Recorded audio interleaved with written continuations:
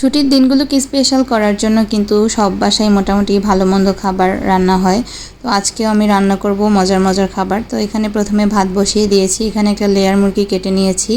এরপরে এখানে একটা মানে সাদা ভেজিটেবল যেটা ওইটা করব, তো তার জন্য ওইটাও বসিয়ে দিয়েছি। এখানে মুরগি রান্না করার জন্য আমি মশলাগুলোকে কষিয়ে নিয়েছি আগে।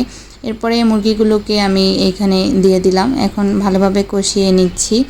আর এই দিকে আমার সবজিটা হয়ে গেছে, এখন এটাকে আমি মানে একটা বাটিতে সার্ভ করে দিলাম। এরপরে এখানে ডিম কোরমা করেছি আর মানে রোস্টের মতো করেই। এখন পোলাওটা বসিয়ে দিচ্ছি। তো এই রেসিপিগুলো তো সবাই জানেন, যার কারণে এইগুলো স্পেসিফিকভাবে দেওয়া হয় না। আর এরপরে পোলাওতে এই তো পানি দিয়ে এখন মানে ঢেকে দেব। এদিকে মুরগিটা কষানো হয়ে গেছে। আজকে পেঁপে আর কাঁঠালের বিচি দিয়ে মুরগিটা রান্না করব। আমার কাছে এইভাবে রান্না করতে মানে করলে অনেক ভালো লাগে খেতে। বিশেষ করে কাঁঠালের বিচিটা আমার অনেক বেশি পছন্দ, আর কি কাঁঠাল পছন্দ না। তো এখানে পোলাওটা হয়ে গেছে, তারপরে এখানে এই মুরগিতে আমি মানে ঝোলের জন্য পানি দিয়ে দিলাম। এদিকে পোলাওটাও কিন্তু একদম মানে ঝরঝরা হয়েছে, তো পানি শুকিয়ে গেছে। এখন জাস্ট আমি উপরে পেঁয়াজ বেরেস্তা দিয়ে দিলাম আর ঘি দিয়ে দিলাম।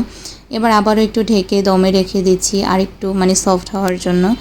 তো অলমোস্ট আমার সবগুলো রান্না শেষ। তো এখানে পোলাও রান্না করেছি, ভাত রান্না করেছি, তারপরে মুরগির মাংস, এখানে সবজি, তারপরে ছিল ডিম কোরমা, আর এখানে সালাদ করেছি মিক্সড। অ্যান্ড এই তো আমি আমার প্লেটটাকে খুব ভালোভাবে সাজিয়ে নিয়েছি আমার পছন্দ মতো। এখন জাস্ট মজা করে খাবো, আলহামদুলিল্লাহ।